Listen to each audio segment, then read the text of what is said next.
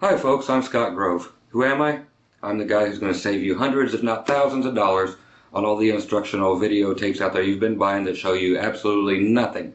Everybody tells you who they've played with, what kind of guitar they use, what kind of amp they use, what kind of effects they use.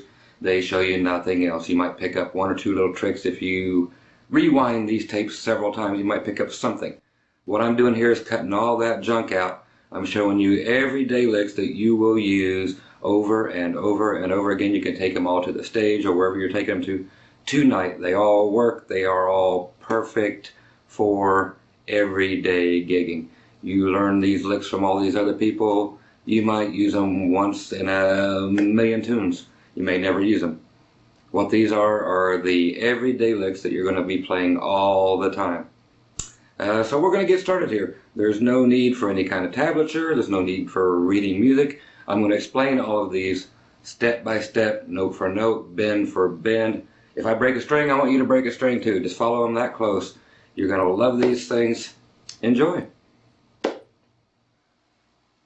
Okay, with this lick, what we're going to concentrate on is a C6 steel guitar riff. Most steel players use their E9 neck. On this one here, the C6 neck is generally used for Western swing, which is what we're going to try to cover.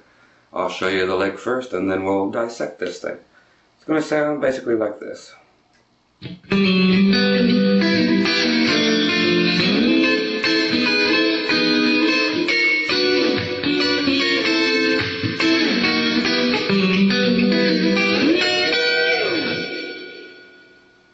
Okay, so what we're doing here is if you just take a regular old F chord and move it up to the G position, we're going to do this lick in the key of G. So what you're having is your first finger covering over the first and second strings on the 3rd fret. Your middle finger is going on the 4th fret on the G string. Your 3rd finger is going on the 5th fret on the D string. And we're going to make a 6th chord out of this by placing the pinky on the 5th fret on the B string. So you have this going down from the D.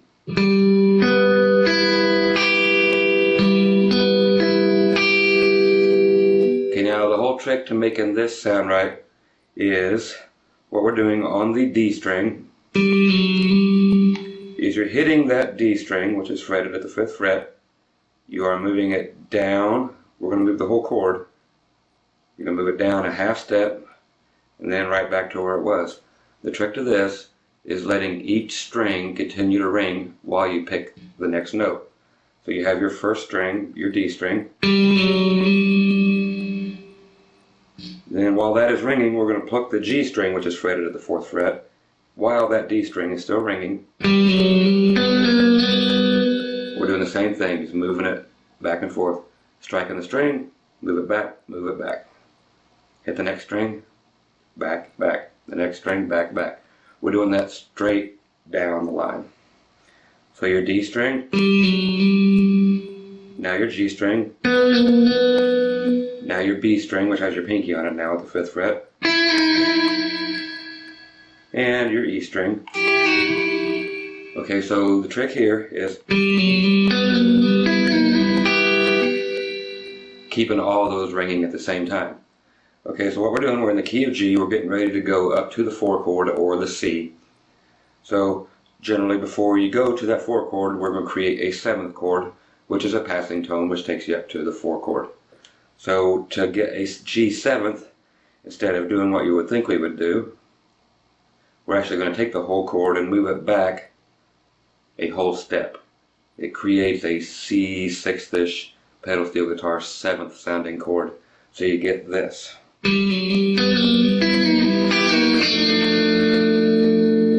that will be your G 7th chord. So slowly we've got.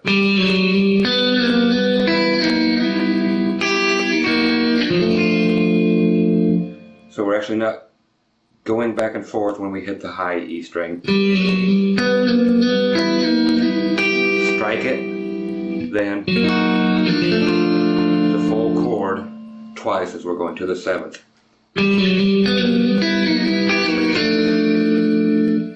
Okay, what we're doing from there is then taking that whole chord and moving it up to our C position. So you're going to keep that 6th chord, but now you're going to have that same F 6th chord, starting at the 8th fret. Your first finger covering the 2 strings, then you build your F chord, put your 6th down. So now your pinky is actually at the 10th fret on the B string. So you've got this chord, which is just a C, or a C6.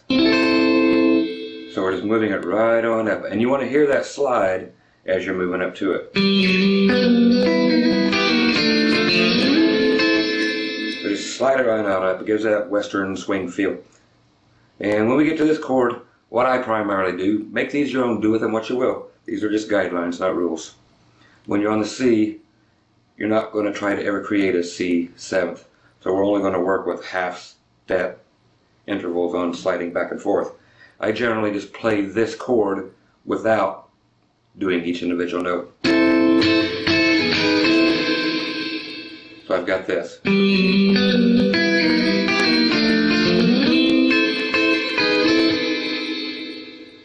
Okay, and then coming up to the 5 chord, or the D, is just moving it up 2 more frets. So you're at the 10th fret, 11th, 12th, and your pinky on the 12th also to make your 6th chord. So this is your 5 chord, or your D. To get up to that, okay, we're still back here in C. Let's go back down here. We're going to go back a half step, back up to C, climb up, right up to the D. So you've actually got, for that standard feel and that standard sound that you get when you're climbing from your 4 to your 5 chord. So from the C, you've got,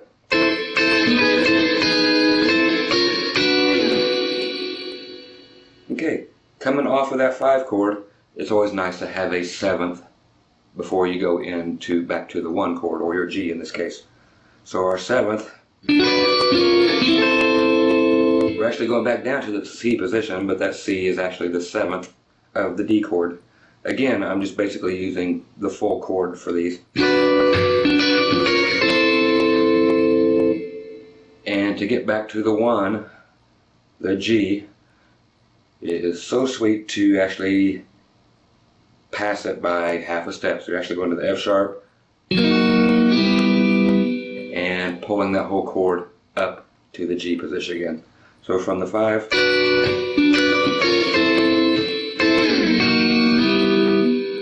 once we end up on our 1 chord again, it's nice to throw the notey things in again.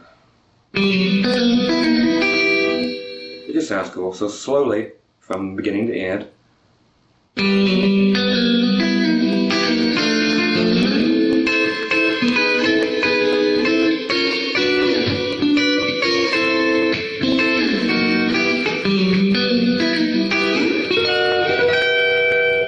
All I did there was went an octave higher up to the F sharp, up here at the 14th.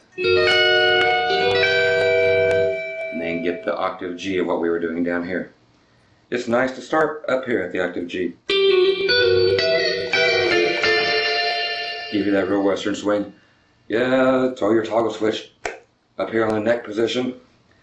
And it gets real down, homey. So just mess around with that, like I said. Don't play it exactly the way I do, or you can, but mess around with all these licks, make them your own. Once again, before we move on to the next lick, you can play right along. This one goes like this: 2, 3, 4.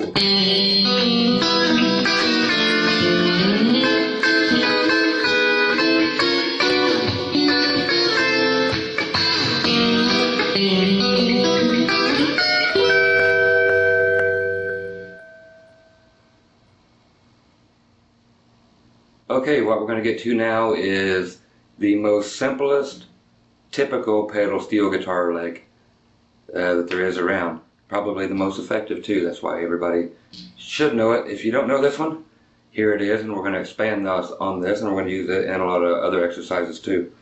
To begin this one, we're going to start it in the key of A. To determine our key, we're going right here at the 5th fret. We're going to be covering the E and B string, covering the E string with your pinky and the B string with your 3rd finger, your ring finger. So you've got those 2 notes. Now what you're doing is taking your middle finger. We put the middle finger here because it generally has the most strength of all your fingers on your left hand. We're putting it on the G string on the 4th fret. Now what we're going to do is take that middle finger that is on your G string, 4th fret, we're going to bend it upward a whole step so that you get this. Like I said, this here is used on pretty much the ending of any country song. If there's a pedal steel guitar involved anywhere, you get.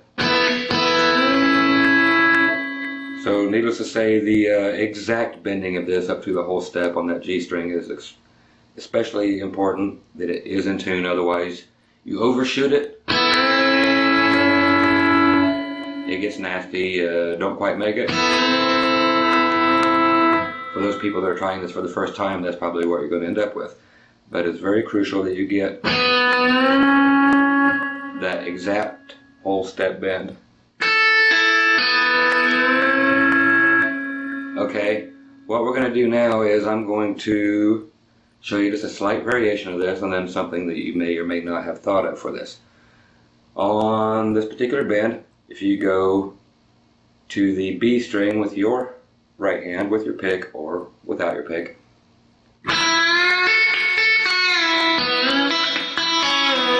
we're going for this. What you're doing is bending your ring finger that is on the B string on the 5th fret up a whole step, and while that is held up, you're going to strike the high E string,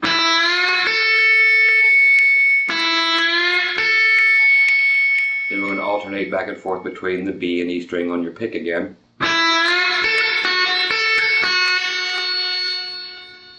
Okay, so that second time we're going to release that bend that is still up a whole step.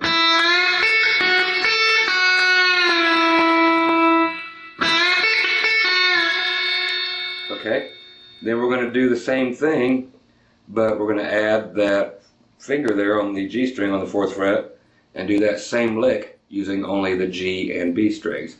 Okay, you're going to be bending that G string up a whole step. So same thing, G string, B string, G string, B string, bend, release. So you've got this from the beginning.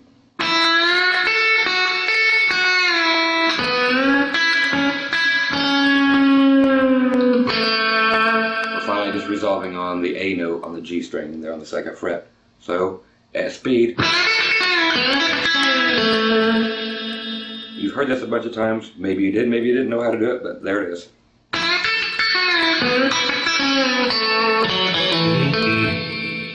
Mess around with that, make it your own. Make the phrasing a little different.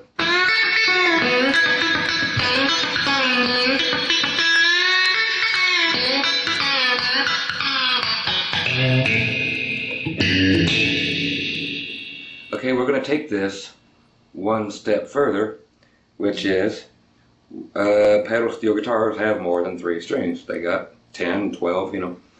We have all the high notes covered here. We just need some low end body in this thing. So with this same steel guitar bend, the one I showed you right at the beginning of this,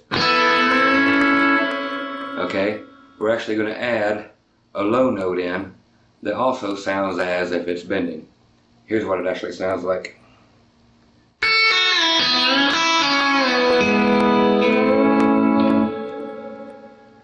Okay, that one you haven't thought of. This is one of those I actually took from another tape somewhere, and after going through an hour and a half of that tape, this is the only lick that I walked away with, so I'm saving you some searching time. Okay, what I'm doing here, the only thing I'm doing is with my right hand, middle finger, I'm tapping the A string at the 11th fret. And when I do that bend on the G string, as it's bending up, I'm actually just taking that tapping on the 11th fret on the A string, moving it to an actual A note on the 12th fret of the A string, right when this bend becomes a full step bend. So you've got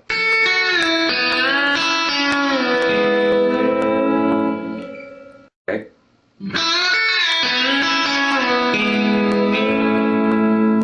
So you're pulling that forward at the same time that you make this bend. Again, use the other phrasing things with it.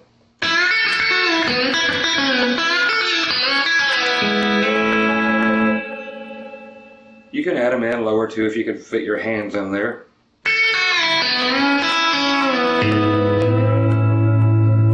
Get an A on that low string. This one just sounds more convincing and more pedal steel guitar-like. Okay, while we're still here, I want to emphasize, don't just blow this by and use only just what I just now showed you for this lick. You can keep your little friend the pick, or as I prefer to do, drop that guy, grab a couple strings down here with your fingers,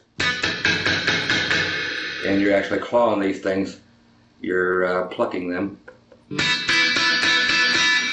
But use those together. I'm grabbing the high E string and the B string at the same time.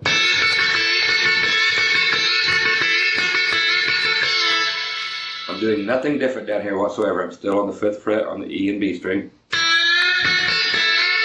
You can alternate between your thumb and your finger.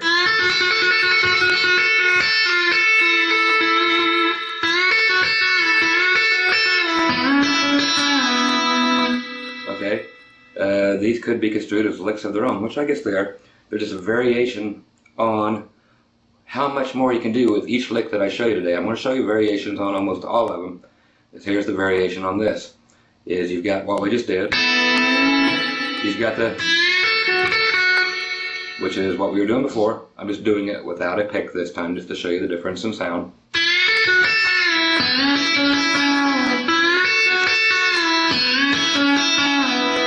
Okay, now if we actually grab both strings at the same time,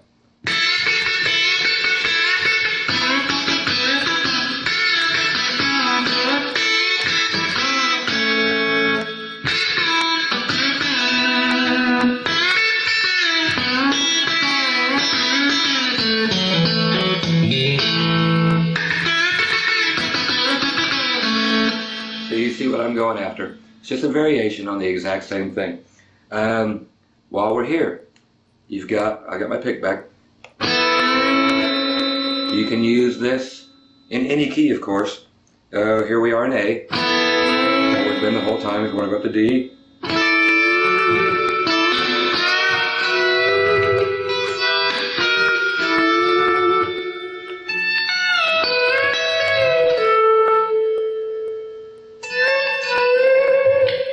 So, you can see there's tons of places to go with this. Okay, on to the next. Okay, what we're going to talk about now is more of the pedal steel stuff. We're going to do a few more of these, then we'll get on to some other things. This one here is beautiful for the end of a song, or anywhere in the middle, but I especially use it at the ends. When you've got a chord pattern, let's say we're still in the key of A here, and you're coming off of the 5 chord, off of the E, and it is going back down to the 1 chord, the A. So you hear this all the time. You're coming back from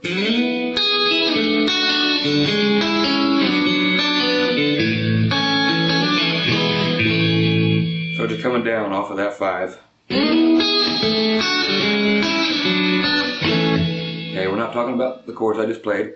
The actual steel guitar part is something that you may not have done before. What we're going to do here for the first time is we're going to actually do bends that go down towards the floor.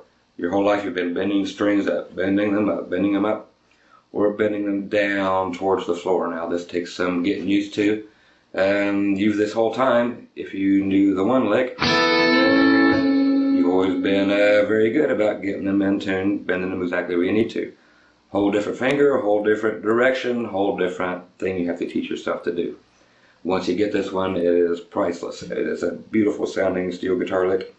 Okay, I'm actually going to show this to you, then we'll dissect the thing. Like I said, it's a descending 5, 4, 3 minor, 3 minor, 1 lick.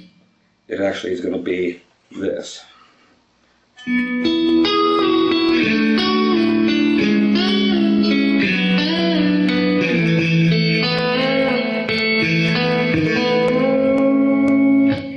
Okay.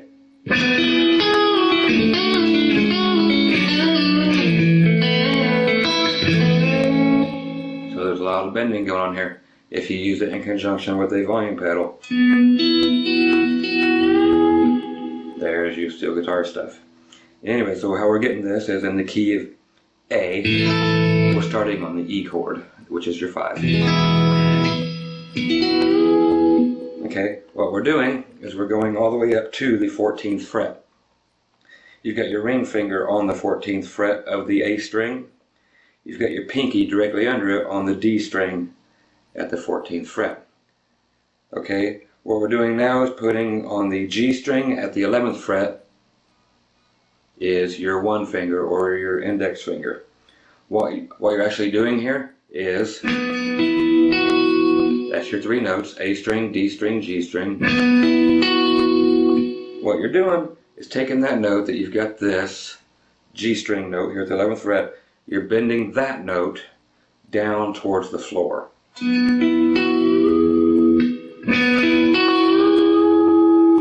A whole step.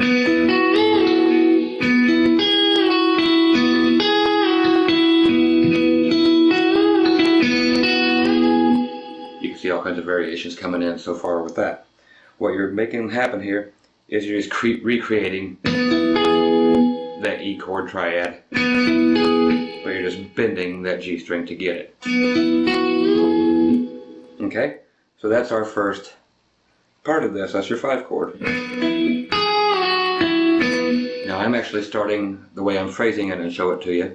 I'm starting with the G string pre-bent a whole step. So it's already bent before I hit it.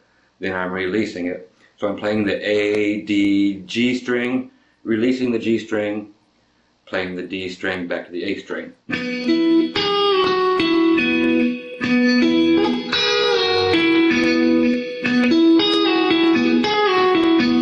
Okay, so what we're doing now to go to the 4 chord is taking that entire thing, moving it 2 frets down to our 4 chord. So now you've got your ring finger at the 12th fret on the A string, pinky directly under it on the 12th fret on the D string.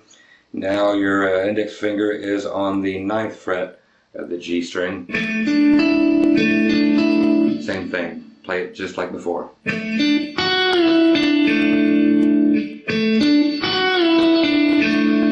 So back from the beginning. Okay. I'm actually, when I move it down, I'm actually starting with the bent G string for that pass of the chord. You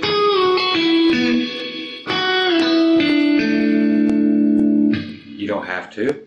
Play it your way. You could do it the same way I did. Okay, so what we've got, the way I'm showing it to you,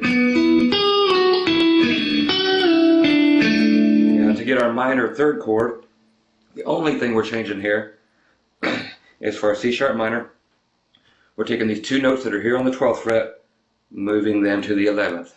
Your index finger stays on the 9th chord. We're on the 9th fret, and we're only bending it a half a step when we do it this time.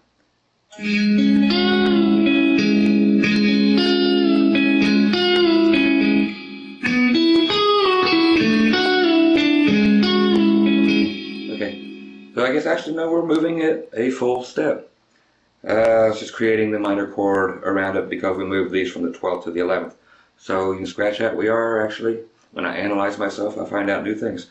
We are actually still bending a full step. Looks like we're going to do that all the way through the whole thing. Okay, so there's your C sharp minor or your 4. We're going to our 3 minor, which is exactly what we have now. 2 more frets back, so now you're at the 9th, and 7th on the G string. Okay, and then we're coming to the end of it. We're going to the A finally. So now you're at the 7th on the A, 7th on the D, and 4th on the G string. This one is a stretch, no pun intended. So you're really having to have some long fingers and some power to make this on the A work. Okay, again you're at the 7th, 7th, and the 4th fret. So that's all there is to it.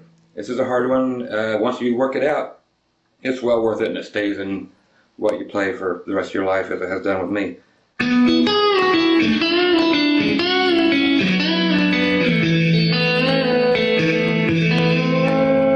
So that's basically what you've got. One more little variation real quick. While we're up here on this E, you can add that other note in if you want. You can find a way to place that.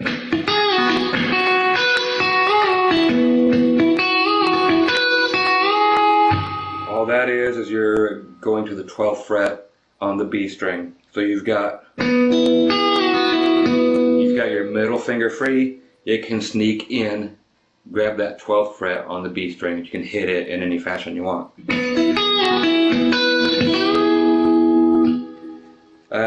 If you want to, again, grab, without a pick, all three of these strings and do something much easier, you could just grab them.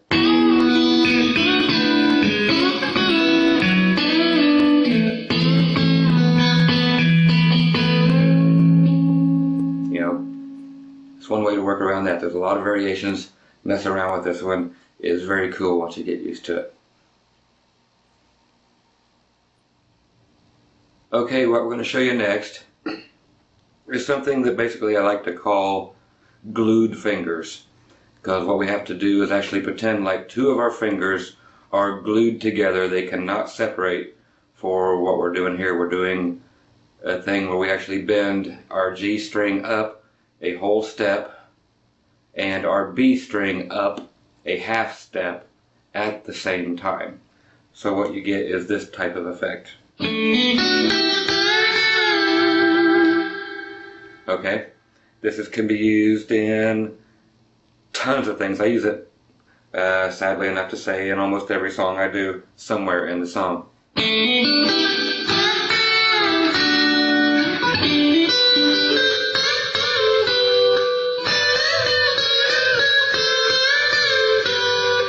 But a very cool effect.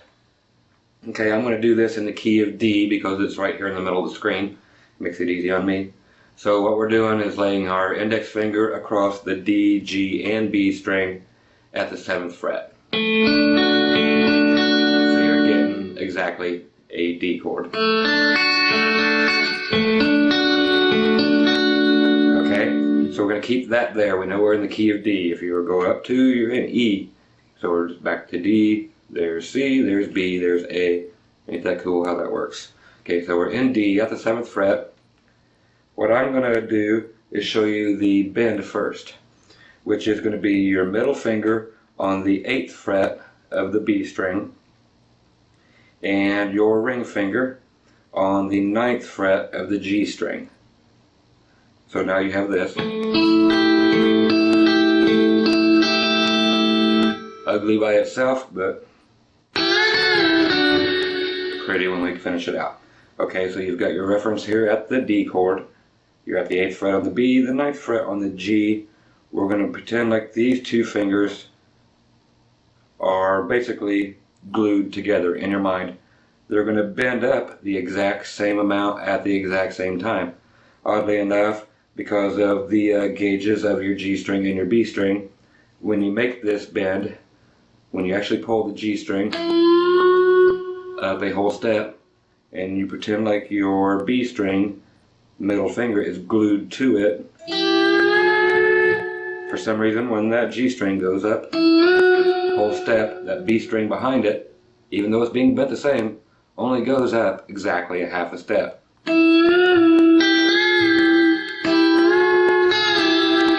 But they have to be glued, quote unquote, together.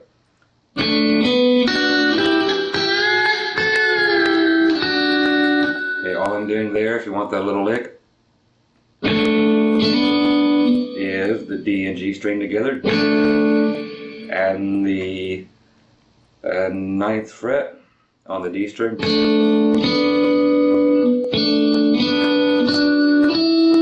Okay, so we're at the 7th and the 9th fret on the D string. Then I'm doing the next two strings, your G and your B string. Then I'm adding the finger that we're going to glue.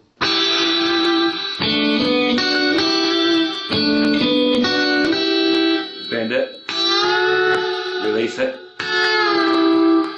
a D.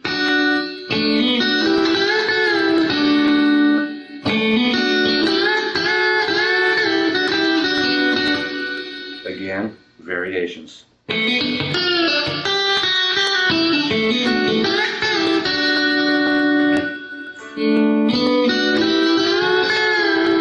Again, you can pull these, alternate back and forth between the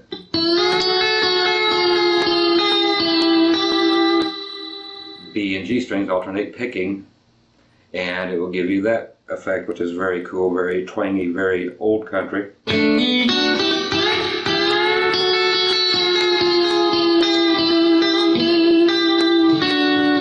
lot of vibrato, a lot of picking, slow it down. You can hear what's going on there.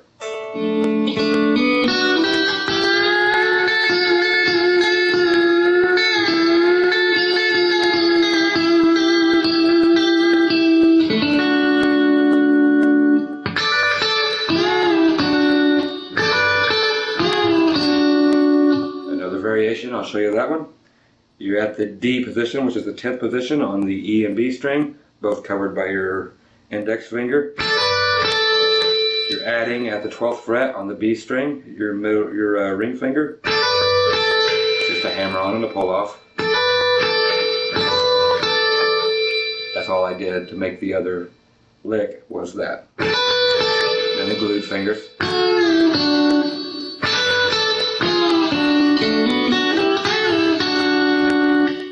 Up here at the G position, same thing. I did something at the very beginning of this lick that you might have wanted to see. Same thing. These two that are glued together, I'm actually moving them up 2 frets. So you're actually at the 15th and 16th, B string 15th, G string 16th. Back a fret, or yep. Back a fret. G. So you got.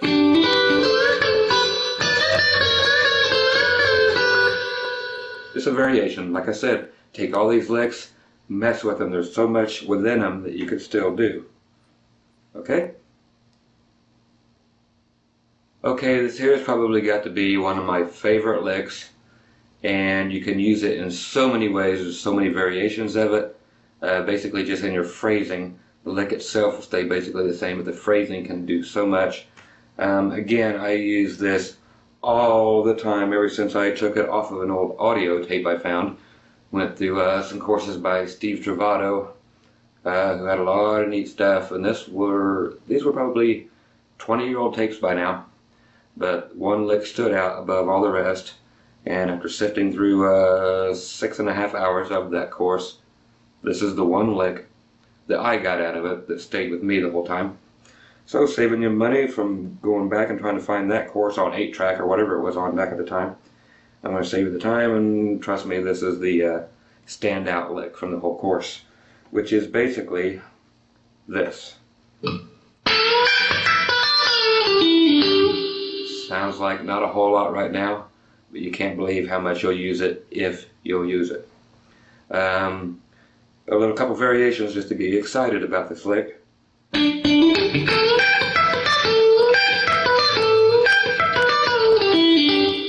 That's my favorite little variation that I come with off of it, that I use all the time. I'm going to show you this in the key of G. Again, right here we're basically looking at the D, G, and B string covered at the 12th fret. That's what I'm using basically as my home base, my point of reference. I'm not actually going to play that, but that's what shows you where your G chord is. So we're looking at that as our home base. Okay, to actually do this lick, you're going to be with your middle finger on the 14th fret of the G string, and we're going to bend it up a whole step. Okay, the next note we're going to catch with our ring finger on the 15th fret of the high E string. So you've got, okay, when we bend up that G string, we're going to let it ring as we hit the high E string. Okay, that's going to be the whole deal going on almost all this time, is we're going to keep letting all these notes ring on top of each other. going back, hitting the G string that is already bent up. That's going to remain bent, and it's going to hurt like crazy while you're holding that up there, but you're going to hold that bend throughout pretty much this whole lick. Okay, so you've bent the G up, hit the high E, hit the G again. The next note is going to be on the 12th fret on the E string with your first finger. And you're hitting the G string again after that, but it's still bent up. Now we're going to hit the 15th fret on the B string. So you're alternating picking between each of these notes.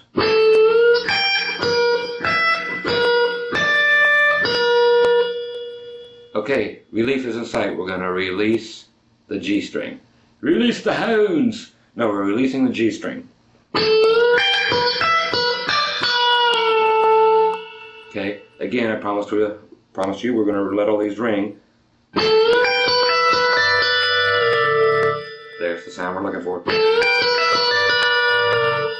Okay, so when you hit the G, bend it, the E string at the 15th, at the 12th, let that 12th note, let that 12th string, or I'm sorry, the 12th fret on that E string, let it ring. So when we get to that 15th fret on the B string, we've got 3 strings all ringing at the same time.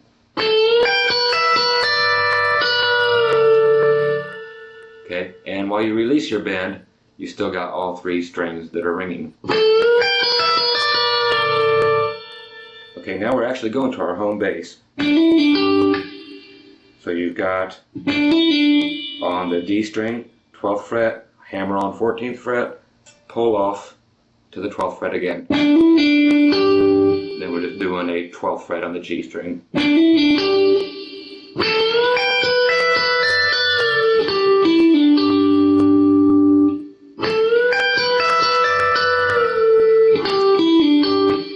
When we release that G string, I am actually hitting a G note on the 12th fret on the G string. Right there. Then the little... So slowly, one last time.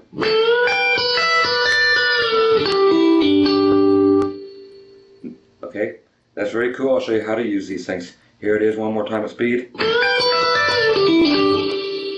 If you want to make it very staccato and pinch them off. I use it that way more than anything. If you're doing a slow tune, go for the ringy thing. If you're doing a chicken picking thing,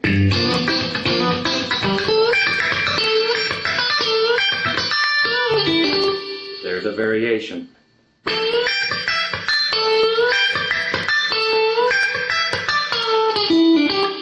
Okay, check that again.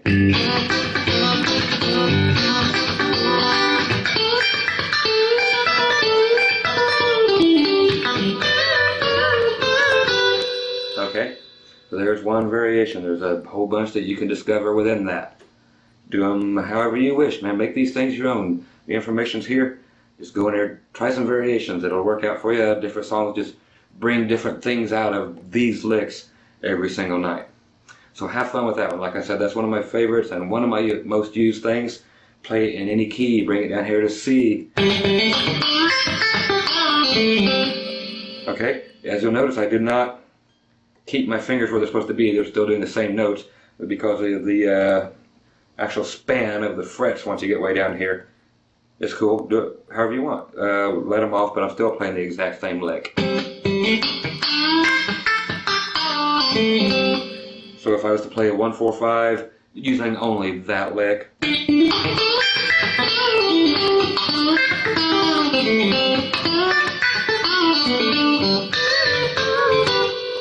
There it is.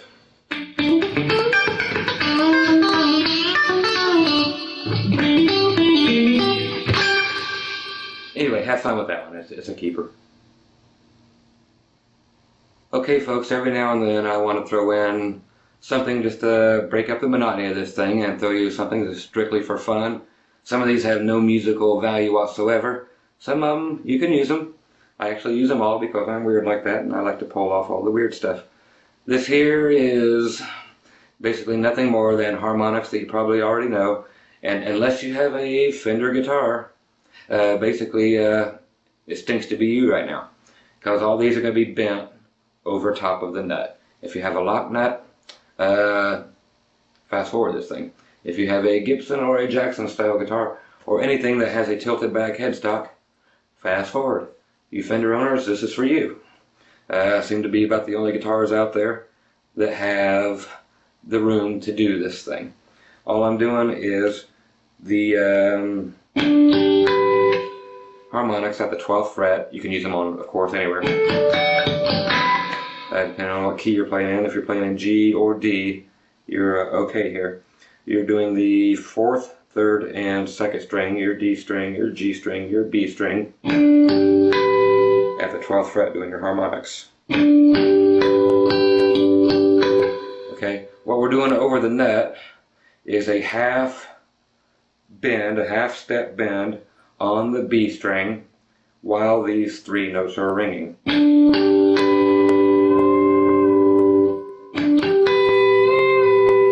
And then we're going to come all the way down to the A string, and we're going to go over the nut on that A string, push it down so that the note will actually rise from an A to a B, so up a whole step. So you're getting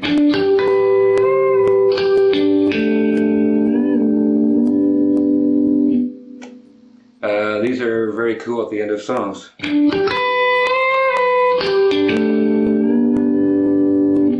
All you're doing is simply pushing the string down. Fender guitars just have tons of room between where the string is and the top of the headstock here. If you have a tilt back neck, there's not enough room to pull these off. If you have a lock nut, of course, it would make no difference. In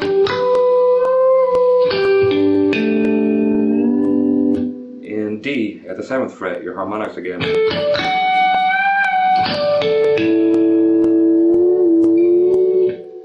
Doing right there. You can do, if you want to get crazy, squirrely, or you have the sustain to do this. I have sustain because I have a compressor that I run 24/7, so it'll sustain forever. So if you hear any little background noisy things, that's what that is the compressor kicking in.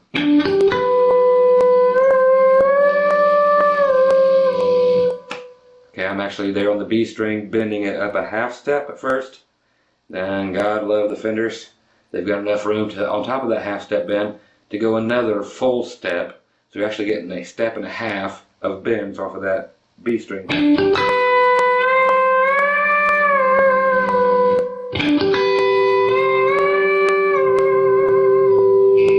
All kinds of fun stuff there. Like I said, just every now and then I'll throw you in something wacky like that just to have fun at, something to laugh at. So there we are one more time. I missed a few, but you get the idea.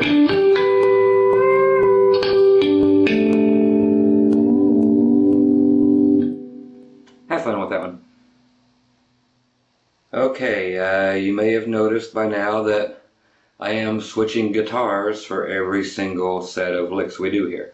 There is a method to my madness.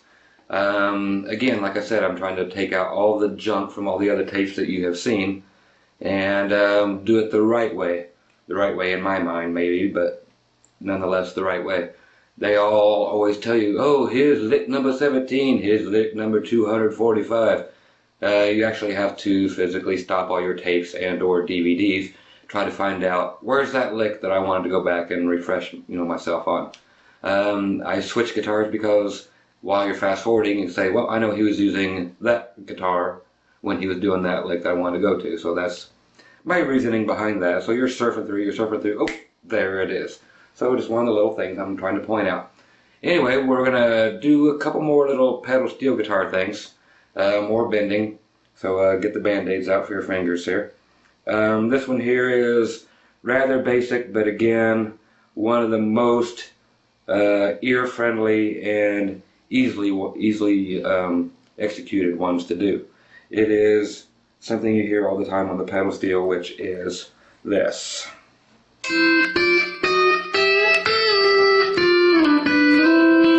Basically just that.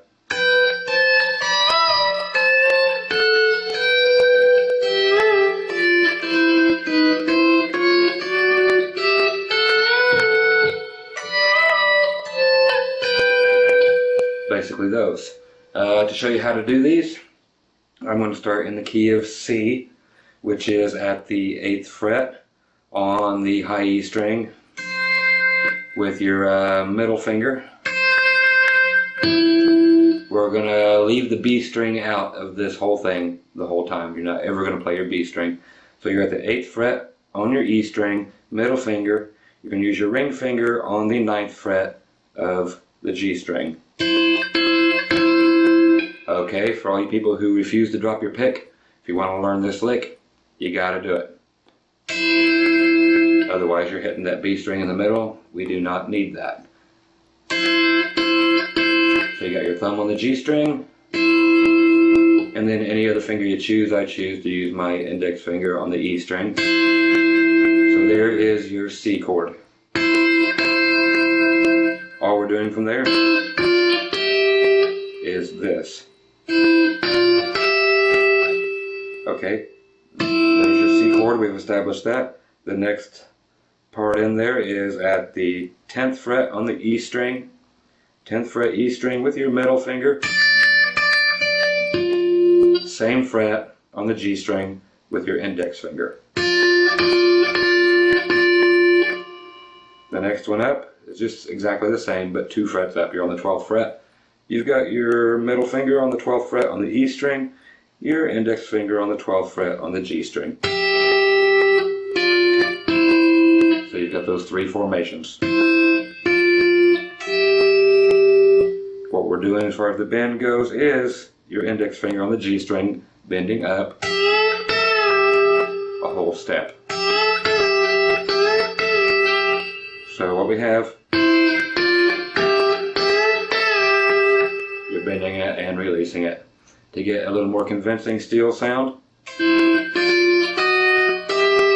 I'm just adding the notes here on the 11th fret. So from here into the 11th fret up to the 12th, bend, release, back to the 10th fret, back to home plate here at the C chord.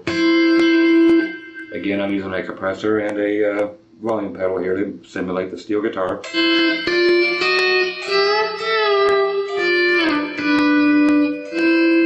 I'm throwing in the 5 chord by going to the 7th fret, again on just the B, well without the B, on the E and G string, then back to home base here.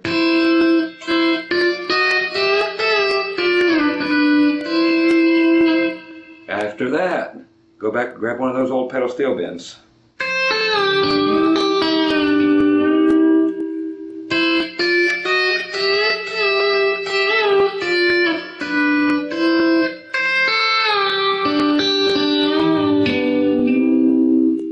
Throw that stuff in with it, they all link together.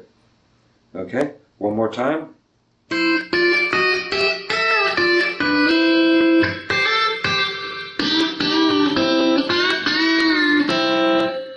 The old glue fingers there.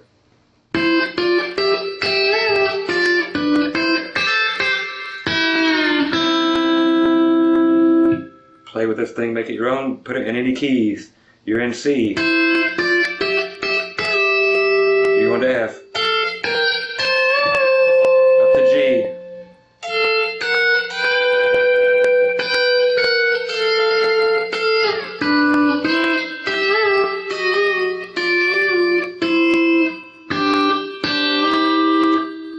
All these will link together.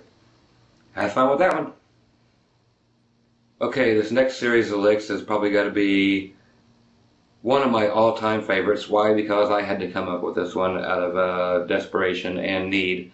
When Diamond Rio first came out, a guitar player was using B benders and G benders on his guitars, getting things that were impossible to get on a standard guitar.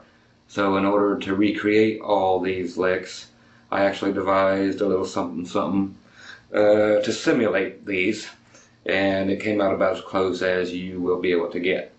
So basically he would do the bends on the B bender, and at the same time he was also doing G bender licks and dropping strings and pulling them, and they're going all different directions, which is impossible on any other guitar.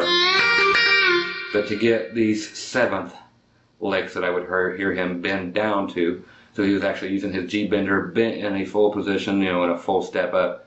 He would release his G bender and all of a sudden make a 7th chord out of that. It's like, how can I make that happen and pull this song off? What I come up with was basically this. Here's your lick. Is that type of thing. To make these happen, I'm going to show you this in the key of C. Okay, you've got your C chord right there at the 7th fret, just using the E and B string as reference. We're actually going to use our pinky on the 8th fret, here on the 8th fret. So your pinky on the high E string on the 8th fret, and your ring finger right above it on the 8th fret on the B string. Again, I'm not going to use a pick here, you can. We've done this here before. You're bending that B string up a whole step. I'm just basically alternating picking back here on the B and E string. So I'm bending the B string up, alternate picking, and release the B string. And then I'm going down a whole step to the 6th fret. Same thing.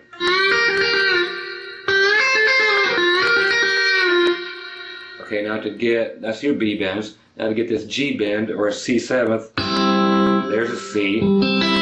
We want that. There's no way until I come up with this to make a 7th with a bend to drop the note. So what we're actually going to do is after this,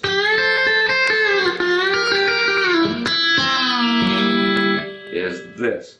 So what we're doing is your ring finger on the 5th fret on the B string. Now the magic one is your index finger on the 3rd fret on the G string. There's your 7th, but we have to bend down to the 7th note. So you're going to actually start with that G string on the 3rd fret bent up a whole step. So you're actually getting those notes, but with it pre-bent, and you're releasing that. Okay, so that's how I come up, you know, with recreating that G bender sound.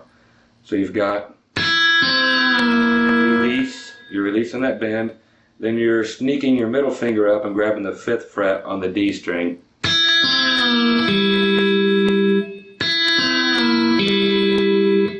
Okay, you can't have that finger down there while you're doing your bend, or it just won't happen. You're going to run your fingers into each other. So you got to sneak that middle finger up in there and grab it then. Move that finger then back out of the way and bend that G string back up. And you're back to a regular chord, not your 7th. A lot of times I'll just stop it on that 7th and create the dissonance that I'm looking for. So again, slowly.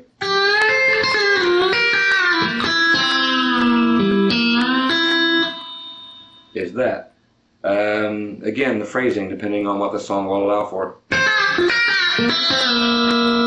Maybe you only have time for that, but that's a cooler lick, I think, in and of its own. So again, that way is just strictly.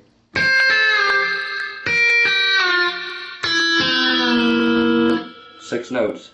But never have 6 notes sounded so cool when they're flying by it. So you're like doing this.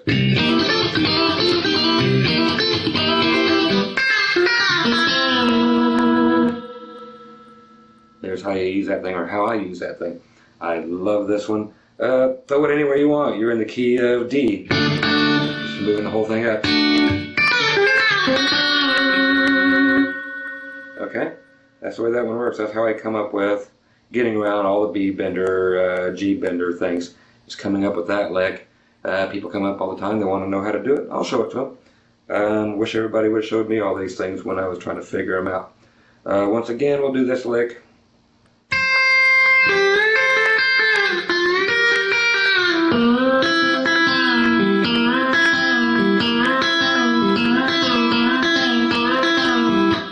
again, variations, variations, variations. Mess with those, they're tons of fun. This one. We did, that's the second half of that lick, but just being pulled on like crazy. And just going into that. So variations, they're all over the place. Again, I can't stress, don't just stop with what I'm showing you. Play with these things, they come up with so many cool things.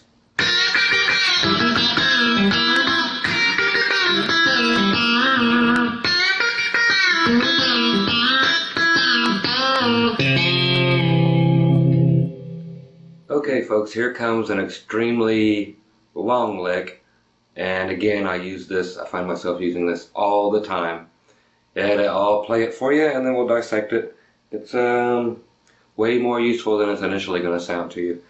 It goes roughly like this.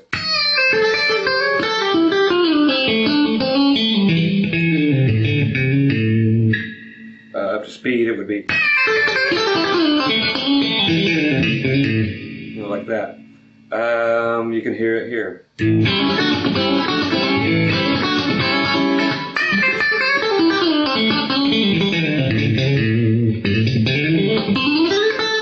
So basically these licks, it's very pentatonic sounding. It's got some variations in it that are cool that you'll really enjoy having. So I'm going to show it to you in the key of A. And we're going to go all the way up to the 10th fret on the E string and bend it. So we're actually doing a pre-bend. So on the 10th fret, high E string, pre-bend it up a whole step. Release it. We're doing a pull off to the 8th fret on the E string.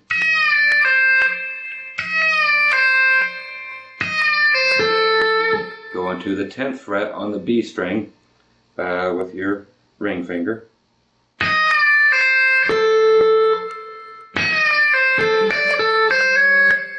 Okay.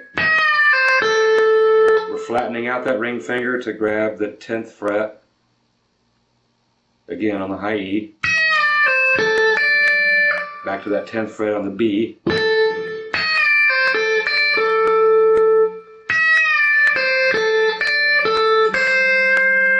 Okay, we're going back to the 8th fret on the E.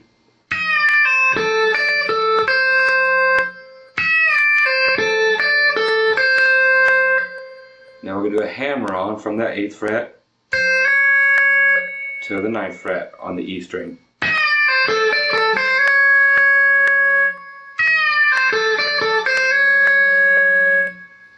Okay, one more time. That's the first part of the lick. Next part is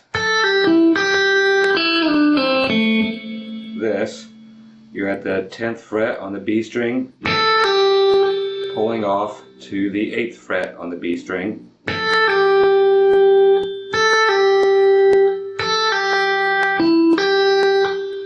Okay, then you're going to the 9th fret on the G string.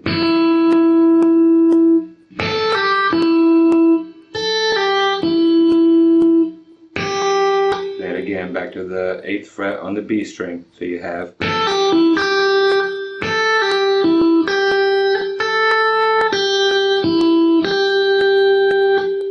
from the beginning.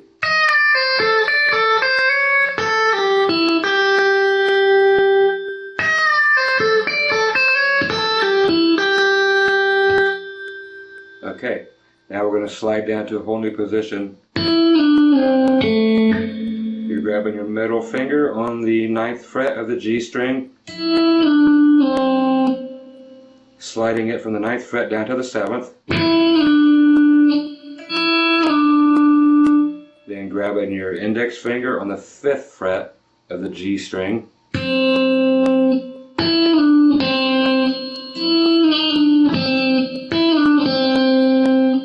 taking the ring finger on the 7th fret of the D string,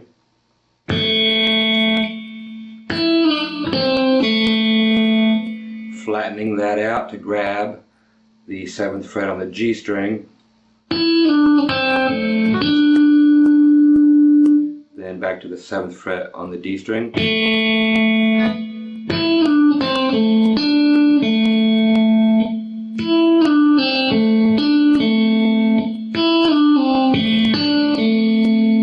And the same thing we did earlier, you're grabbing the 5th fret on the G string, doing a hammer on to the 6th fret.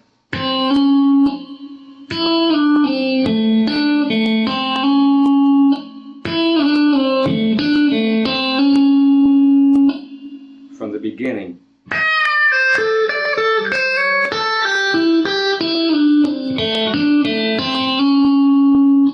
We're going to keep going down. 7th fret on the D string with your ring finger. Same thing, we're just repeating octaves. So 7th fret, pull off to the 5th fret on the D string. 7th fret on the A string. 5th fret on the D string. Now we're sliding down to another position. You're doing 7th fret on the A string, sliding it back to the 5th fret on the A string, 3rd fret on the A string. Now we're to A again, which is the 5th fret on the low E string. Flatten it out, 5th fret on the A string. So back to the 5th fret on the E string. 3rd fret on the A string. Hammer on again to the 4th fret. And then we're just stopping it, ending the whole lick on the 5th fret on the low E string.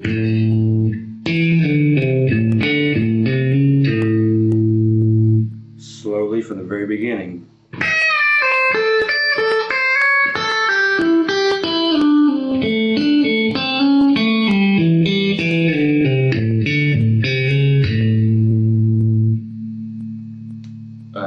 This one's going to take you a while. Once again, slowly.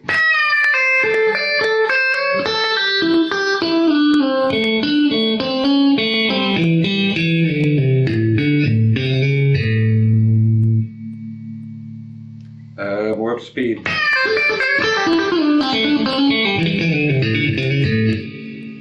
Okay, with a slight variation.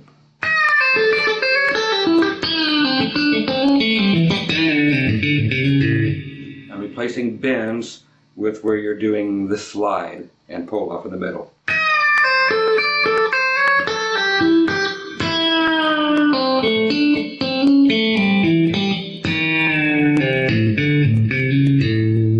When that flies by you, it's got a different sound, but it's very cool on its own.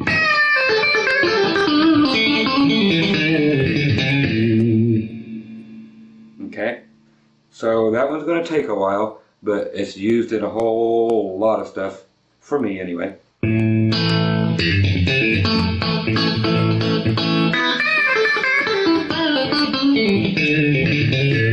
usually follow it up by an ascending run if I'm still lucky enough to be in the key of A.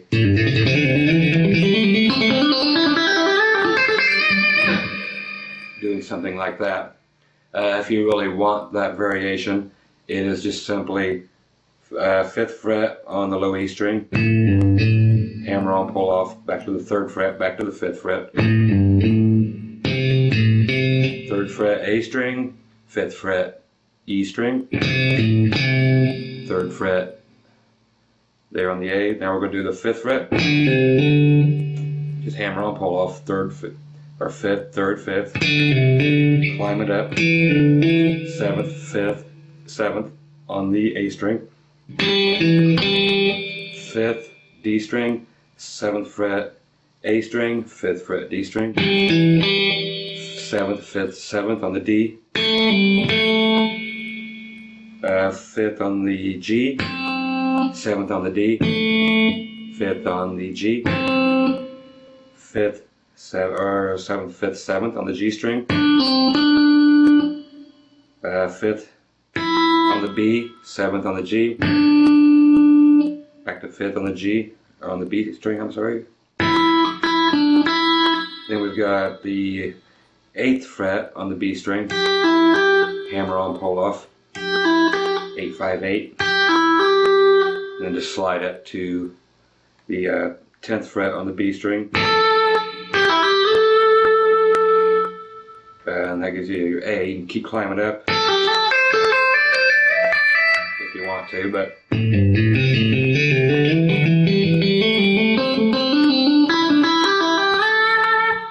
so again, our initial lick.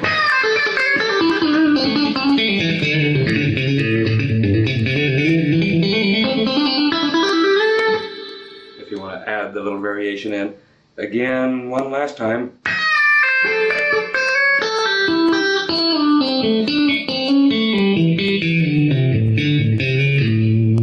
With the bends.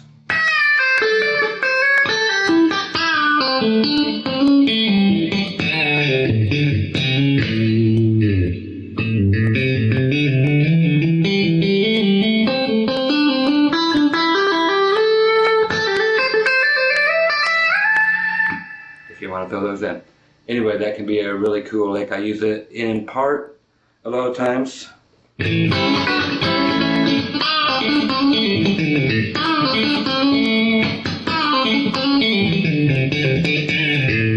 Again, it's all about phrasing and variation.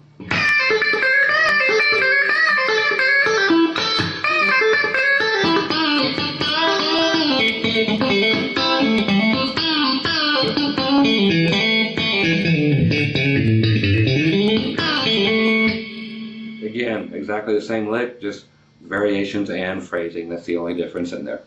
Okay, let's move on.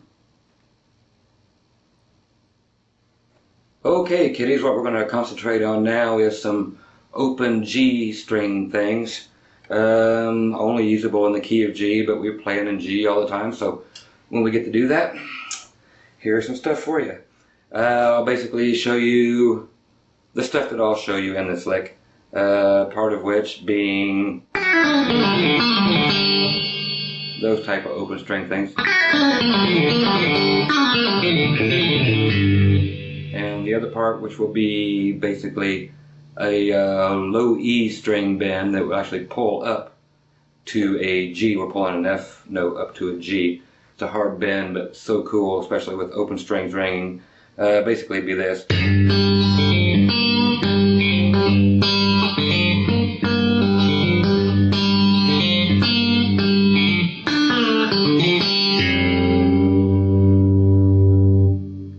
So that's extremely cool. We'll dissect the first part first, just extremely easy pull-offs. So what we're doing is very simple. Won't spend a lot of time, but you'll see how it's done. Is a high E string. You're with your ring finger on the 3rd fret. Just doing 2 little pull-offs. 3rd fret, 2nd fret, open. All the licks in this particular part will be exactly that. So ring finger 3rd fret, middle finger 2nd fret, and pull off to open. You're only picking at one time. Same thing on the B string, G string, D string, A string, and just the 3rd fret on the low E for your G note.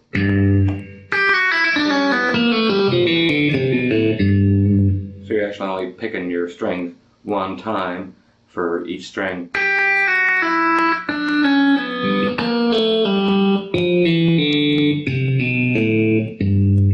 And what makes this cool is the speed of it. I generally will do the first 3 strings.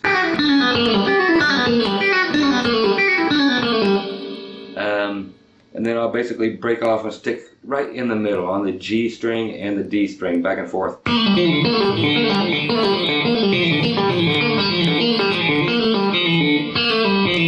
So if I was to be doing something, if I was to grab you can grab the pick if you want.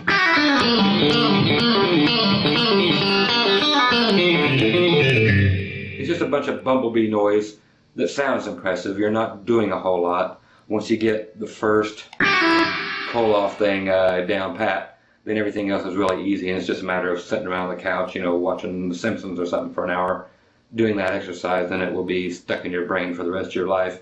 but that's what enables us to create a speed that pulls this off convincingly.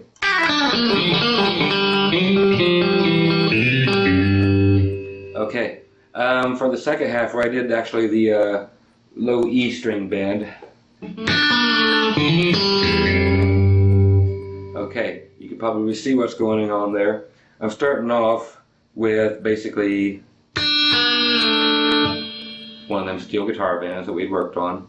To refresh your memory, we're looking at the ring finger on the 3rd fret on the B string, your middle finger 2nd fret on the G string, doing a bend on the G string and releasing it, and doing an open G. That's the note we need to ring for the rest of this lick, because that open G string is what you're going to match your low F bending up to the G. You're going to use that for a tuning reference and bend those two into unison with each other, of course being an octave apart. But doing from that, I'm doing a open D string, and it's doing basically backwards of what we did before. It's hammer-ons, open 2nd fret, 3rd fret on the D string, still while that G string is ringing. You can strike that G string again right before you make your bend on your low string if you want to. And you're just grabbing that low F, 1st fret on the low E string, middle finger, your strongest finger you have, so use it on that low F. And the hardest bend you'll ever do in your life, but bend it towards the floor and match the tuning with your ringing open G string.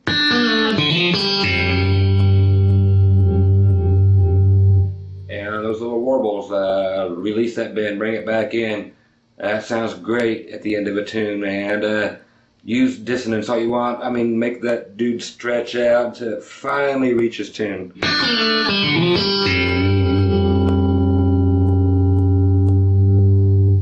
Pulls together, and the crowd goes wild, and hey, good time to be had by all. So anyway, there's those. Again,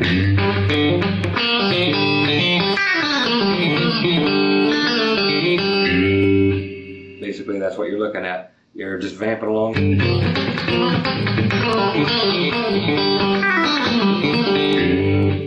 You can pull them all together like that. Again, variation, variation, variation.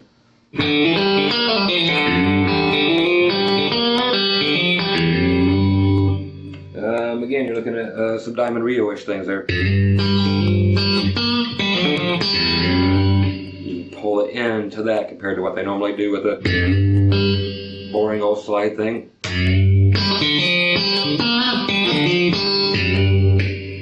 Pull that in there, to surprise people. It's a lot of fun. Alrighty, what we're going to get to next is kind of a dissonant sounding thing.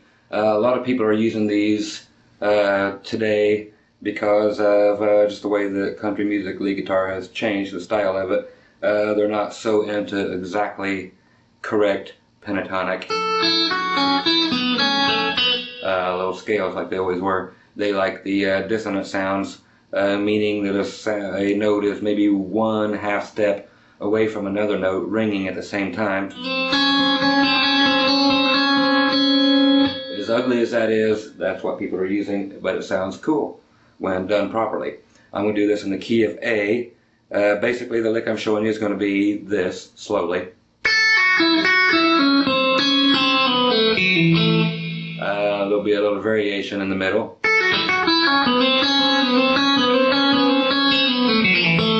Which a lot of people are using today.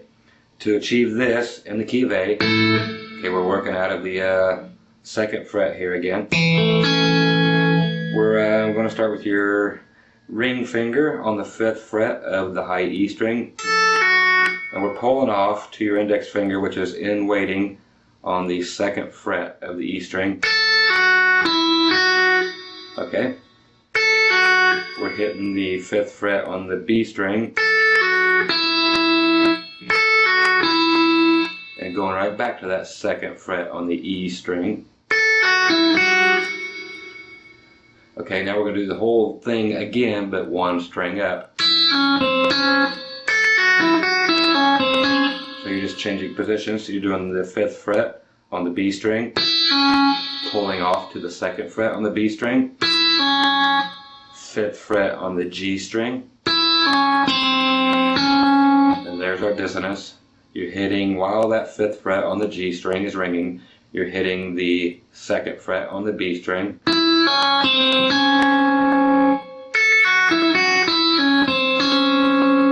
Okay.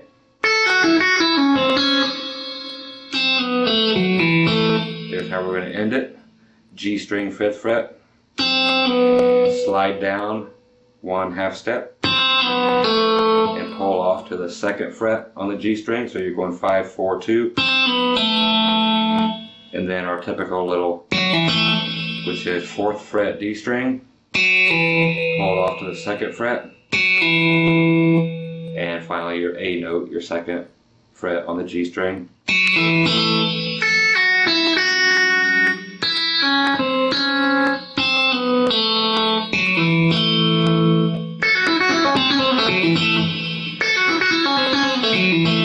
And that's how it actually sounds. So once again.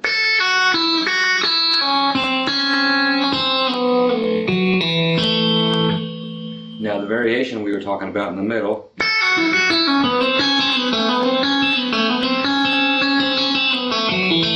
which is the cool part of this, is the typical beginning, then the 2nd half.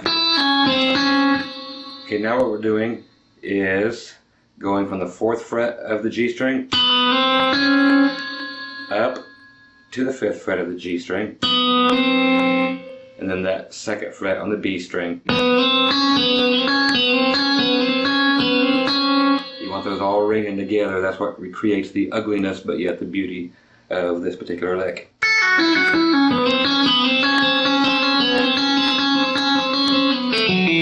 And hang around all that ugliness in the middle. That's what makes it cool.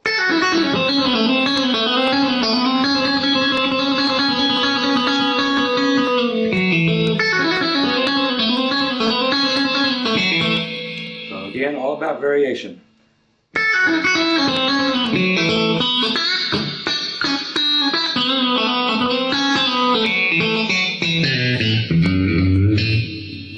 Okay, have fun with that one. That one's a beauty. Okay, it was bound to happen. We're going to do some training things. We've basically discussed how to make this happen once before without you actually knowing it. The old glued fingers thing is the trick to this, but also, as I promised, I'm going to stick in something in here that is totally non-musical and another just for fun thing. Anyway, we're going to do this in the key of E. Seems like all train songs are in the key of E, so that's where we're going to stick it. Anyway, we're going up here to your, let's look at the 9th fret. There's your E.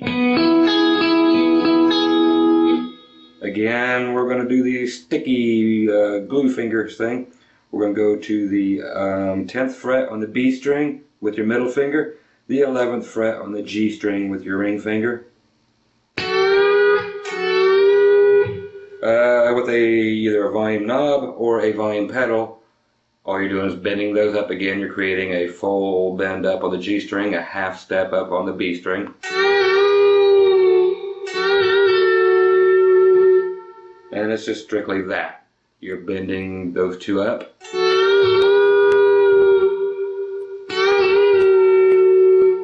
And either bringing in a volume knob or a volume pedal if you have it. So you're playing along the key of E.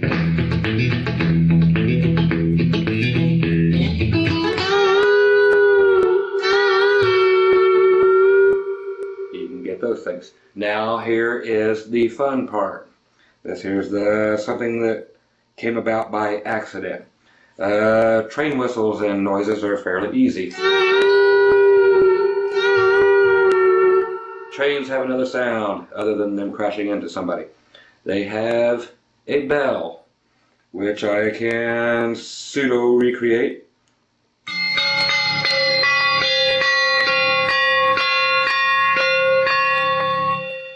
Okay. I know you're saying, what in the world was that? I'm going to show you. What you do is you physically take your high E string put it underneath your finger, and you're going to pull this thing up, and you're going to lay it over top of your B string. These strings will actually end up the same distance apart that they are right now, but they're actually going to cross each other for where I have found to be the best place is at the 11th fret. What you're going to do is take that high E string, pull it over top of the B string,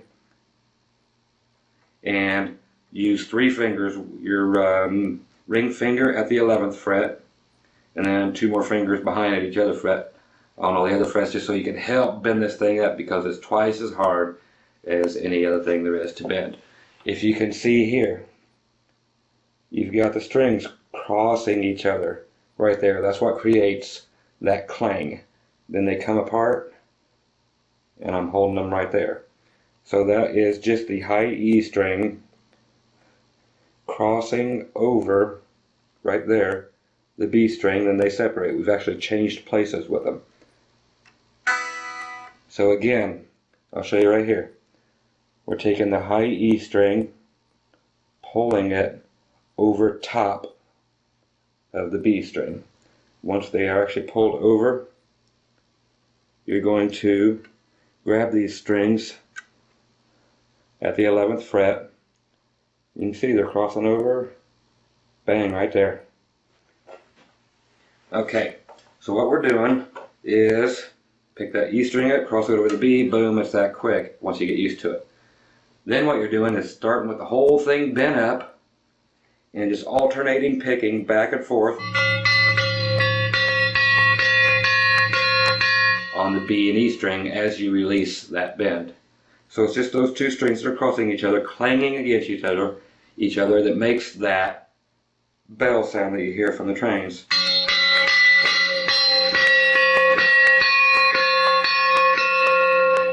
Once you get used to pulling that over, it leaves your fingers in some pretty wacky conditions right here. See that? But hey, it's worth it. You're at the end of Folsom Prison Blues, you know.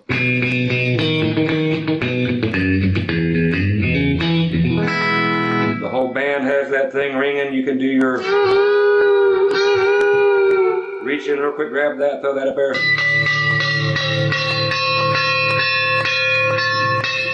You know, throw those sounds in, they'll be like, what the heck was that? You've got the inside track on something that like nobody knows about. Once again, grab that string, flip it over that quick.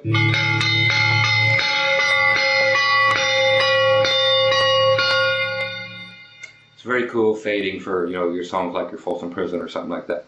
But anyway, like I promised, little surprises here and there. Have fun with that thing. I know you're going to break strings or break fingers or break something trying to make that happen, but once you get it, you'll be like, duh.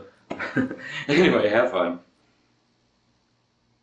Okay, the next series of licks we're going to do, this one is in the key of G, only in the key of G, and we're going to be using some open strings and some double stops. Just a quick, easy, very executable lick that takes probably less time than anything else on here to learn. It is strictly no more than this.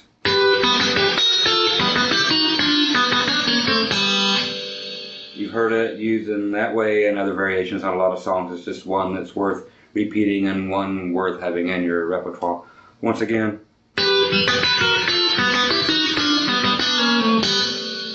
Basically is that.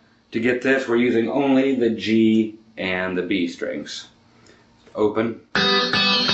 Use it with a pick, but for more attack and the way I was playing it, I prefer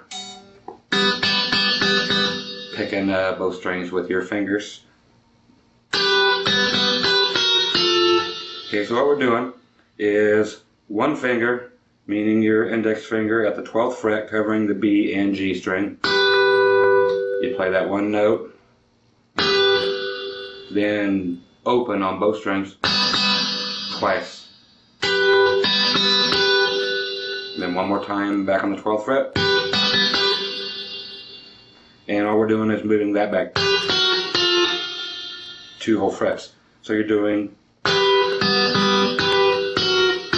moving it from the 12th to the 11th, to the 10th.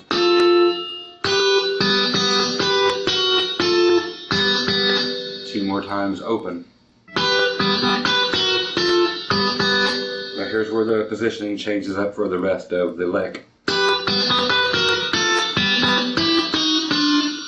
Okay, for those notes, you're at the 9th fret on the G string with your middle finger, and at the 8th fret on the B string with your index finger.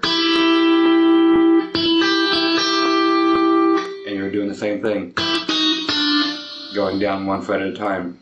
So you have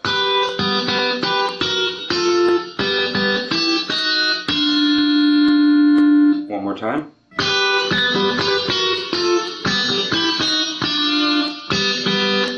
Now to finish it out, we're using that same fingering, but we're going to the 4th fret on the G string and the 3rd fret on the B string, moving it all the way up the neck here.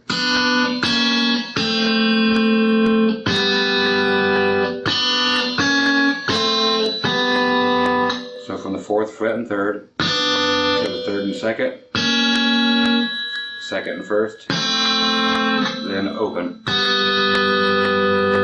So slowly.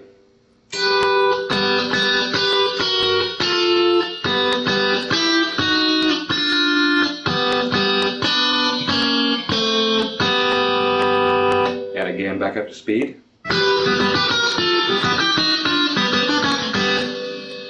Just a cool little simple lick.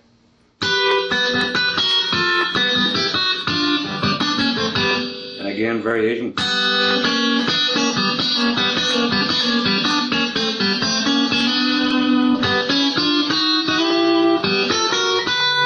Any way you want to pull this off.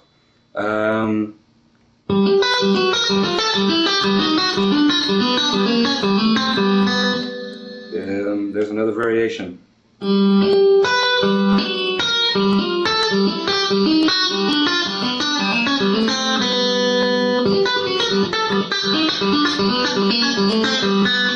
something nice and quacky, you got yourself a Fender, a Strat, or a Tele, or something of the such. You like to show off the quack, that's why you bought the guitar.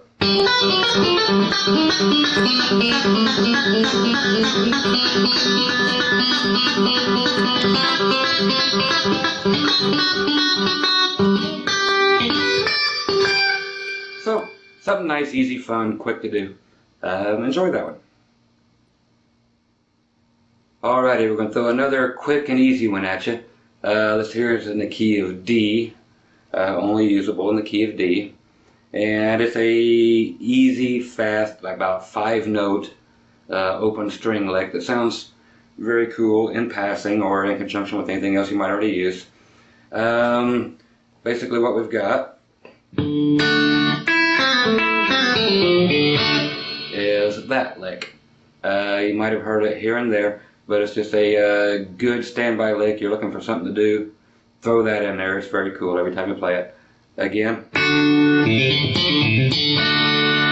it's this.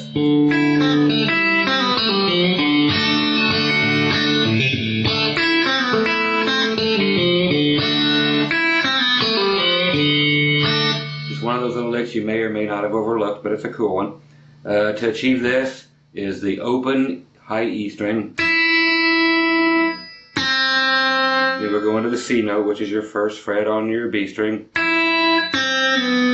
and pulling it off to open. Then we're hitting the A note, which is your 2nd fret on your G string.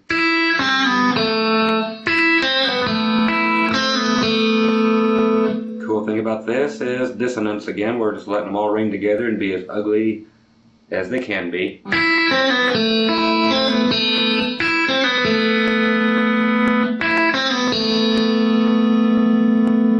Only other thing we might throw in it is that thing, just to determine and stamp our D chord there,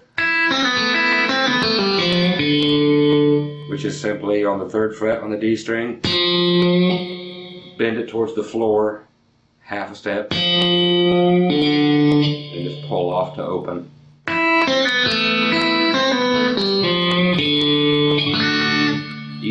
back into a D chord. So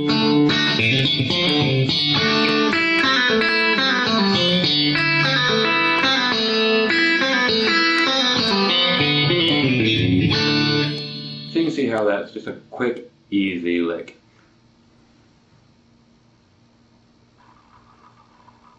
Okay, coming at you now is probably the most unique lick on this whole thing. You may have heard this on the outro at the beginning of the little demonstration I was doing at the beginning of the DVD. But there was a little Bumblebee sounding lick that made absolutely no sense, but it was probably the coolest thing you heard on the little intro of this. It was basically this thing. I'm going to give it to you with a little musical context here. There's my drummer. We'll add in some cheesy keyboard with it. And you'll hear the lick I'm getting ready to show you.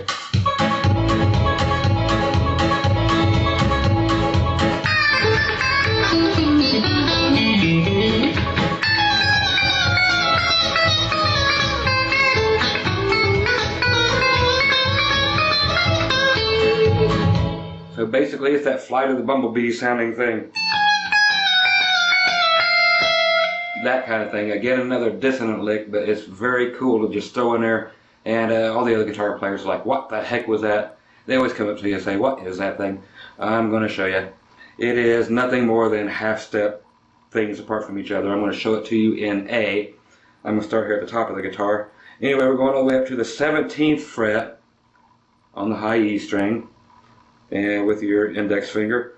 We're going to the 21st fret of the B string. So you've got an A and an A flat. You know, very Twilight Zoney. The trick to this is we're only going half steps all the way down, just taking every fret you have. Okay, so you're hitting the E string, hitting the B string, and then while the B string is ringing, you move that a half step on the guitar. That's all it is. So you're at the 17th and 21st fret.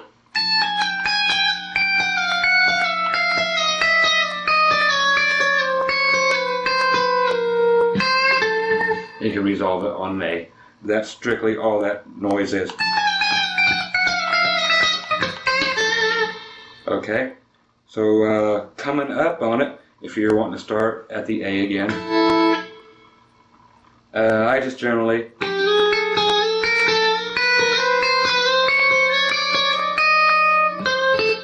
do something like that. So where I'm actually starting, instead of right on the A, I'm starting on an A flat. So you're on the 4th fret on the high E string and the 7th fret of the B. Okay, so I'm starting on the 4th fret on the E and the 8th fret on the B. So we're looking at and sliding up to that A. I'm hitting the B string first, then the slide up, then I hit the 5th fret. So it's just all like that. So that's all we've got going on. Anyway, so it's just a whole bunch of this Flight of the Bumblebee thing going on.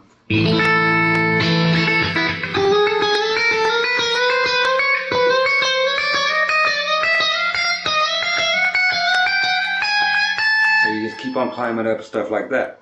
Again, this is another one of those fun little noises, little tricks that we just love to have going on.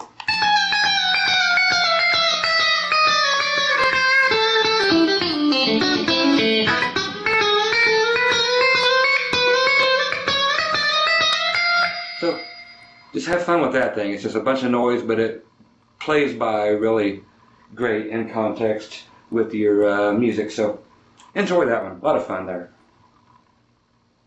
Alright, the next thing we're going to show you is some stuff in A. We're going to use some open strings and some double stops. So in the key of A, I'm going to show you basically these.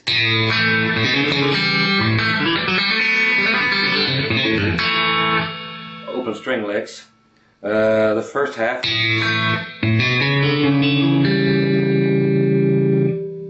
Very open open sounding, very cool. You don't get much in the way of the key of A with open strings, but this is the way to do it.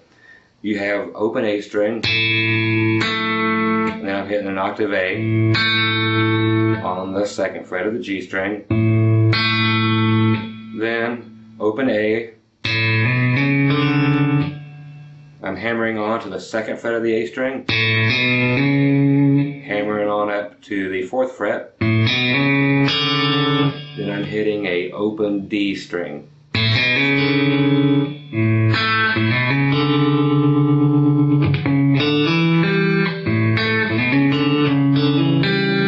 Okay, to continue on, I'm going from that open D back to the D flat, which is your 4th fret on your A string, hitting that open D string again. These are all ringing against each other for your dissonance. Then I'm hammering on from that open D string to the 2nd fret on the D string, which is your E. Then I'm hitting a open G string to give this a 7th.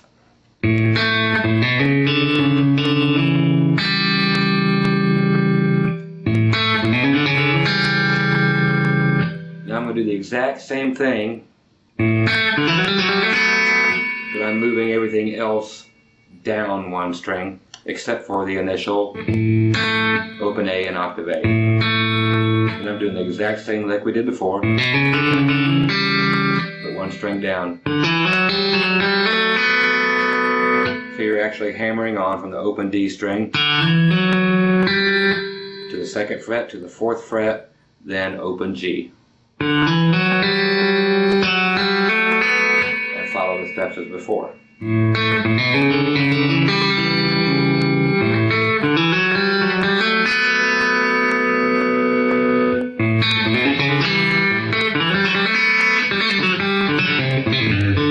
can follow that with any lick you want. I basically hammer on from open G to an A, and hammer back off to open, go to the 4th fret on the D string, so you're open to your open G after that.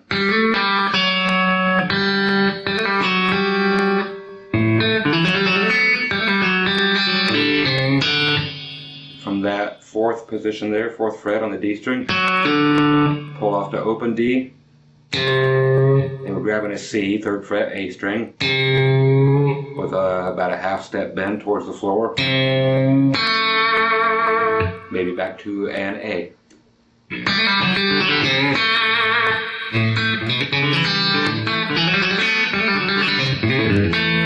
So anything within there. So if you're playing along,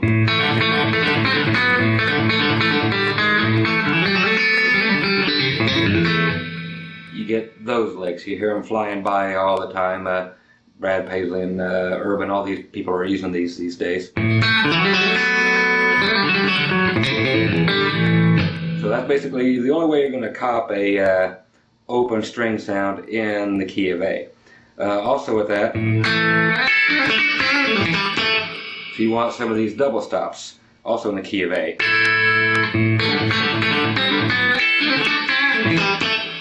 That's extremely easy. You're at the A position, so 5th fret on both the E and B string, covered with your index finger. Again, I'm plucking these, I'm not using a pick. So that is, 2nd is you're covering with your ring finger on the G and B string at the 7th fret.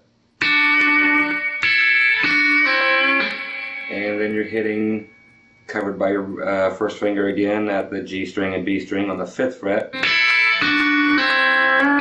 And then before I release that, I'm bending down the G string about half a step.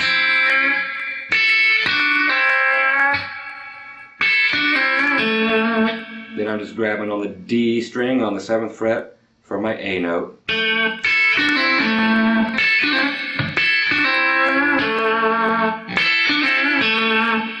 And then I'm just playing around with only those notes. The only variation variation I might do right there, 7th fret, B and G string, is a lot of vibrato, some half-step bends down.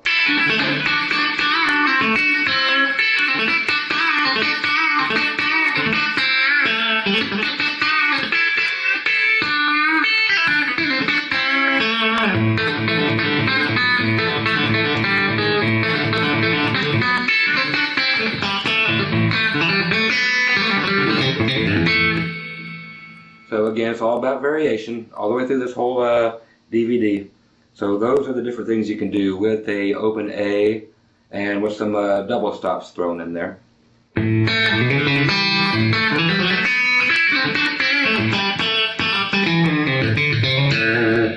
Lick from earlier you can follow that up with.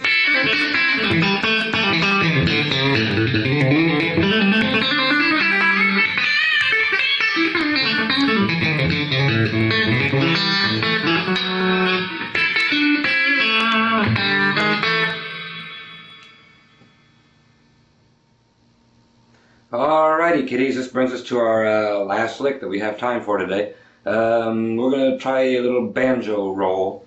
Can't be country music without a little banjo stuff. So devised a little something here that works great in the key of G. We're going to go through the 1-4-5 pattern, your G, C, D.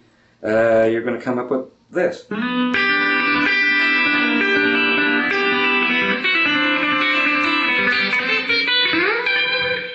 That's what we're looking at. Again, we're going to have to use just our fingers. For the key of G,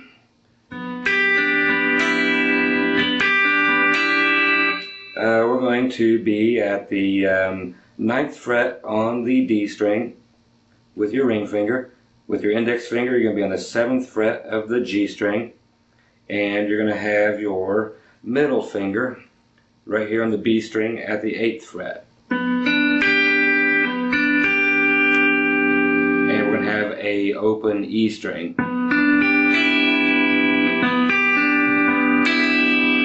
Okay, our picking pattern is going to be thumb on the D, middle finger on the B string. We're going to grab that G string with our index finger, back to the thumb. Then we're going to reach with our middle finger and pull up that high E string. Okay, so we're looking at D string, B string, G string, D string, and E string. So that's the whole picking pattern. That is your G chord. Now to go to C, all we're going to be doing is taking the finger we have on the D string at the 9th fret. We're going to move it back to the 8th fret, so it's going to be directly up above your middle finger. So it's, that actually creates a wacky sounding C chord. That's the only thing we changed. So now you're in C. To get back to G, you're only moving that finger on the D string back up to the 9th fret.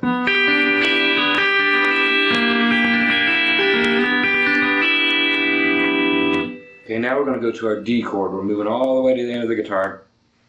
Going to have your index finger, 2nd fret, 1st string. You're going to use your middle finger on the D note, your 3rd fret on your B string. Now the stretch, we're taking all the way up to the 5th fret on the G string with your ring finger. And we're only playing those 3 strings down here. And we're actually pulling off our 1st finger. So you got your G string, then your E string, pulling off open, then picking your B string, and then picking your G string, and finally your open E string again.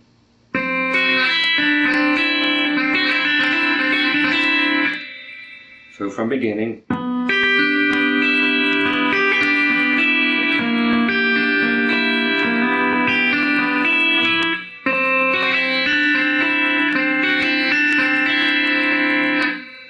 into your D. And if you want to, you can end it with, whatever you want to use. That's what I generally end up using, which is just what we had covered before, but in a G triad. And we're just picking it like we did the banjo rolls.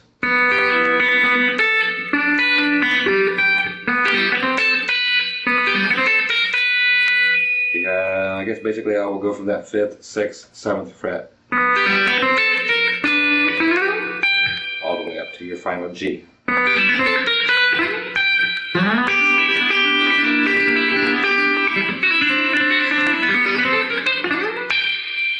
So there you go at breakneck speed, but that's where it sounds best.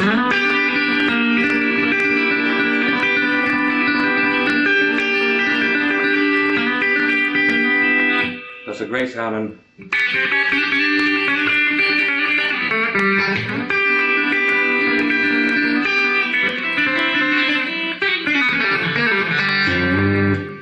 There's your old friend.